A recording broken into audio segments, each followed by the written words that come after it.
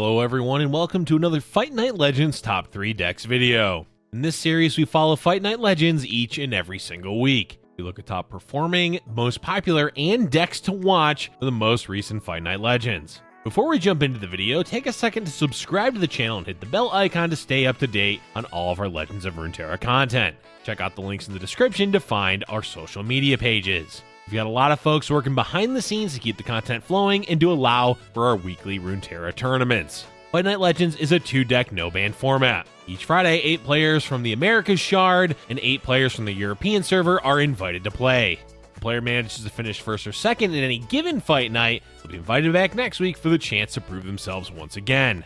This week for the Americas, Garretz came in with a powerful first place finish.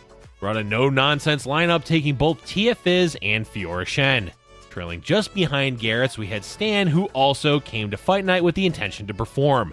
Stan also opted to bring TFiz, though the second deck ended up being Zolia Felios Invoke, splashing Shadow Isles for Atrocity.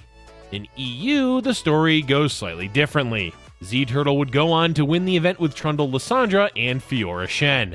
Funny enough, he was the only EU player to bring Fiora Shen, and he ended up winning. This seems to be a trend in EU where Fiora Shen consistently dominates, though this week zTurtlee was the only EU player to rep the deck. Getting back to placements, Mizume was our second place finisher for EU.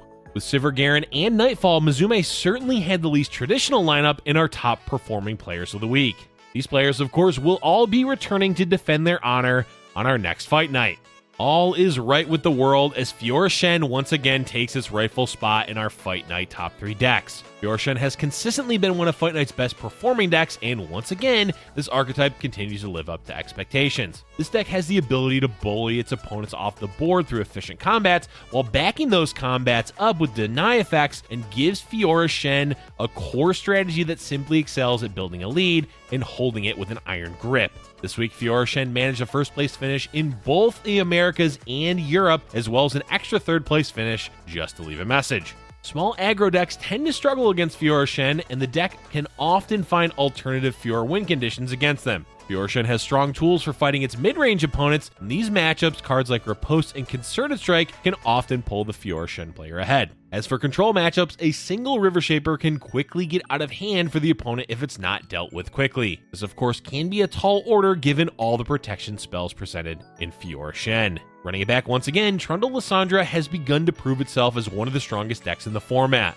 The classic Trundle Ledros control improved drastically with the addition of Lissandra to its toolbox. Lissandra gives the strategy access to a powerful early game play, which will not only refund its controller a free 8/8 overwhelm, but the fact that a leveled up Lissandra will give your Nexus tough makes the strategy very difficult to burn out in the late game. This is a boon when a deck such as TFiz is so dominant in the format. Another important addition the recent expansion has brought this archetype is Blighted Ravine. Access to a second avalanche effect is absolutely huge. Not only is it significantly more likely that the Freljord player now has an avalanche effect in hand, but the key part of Blighted Ravine is the card's timing.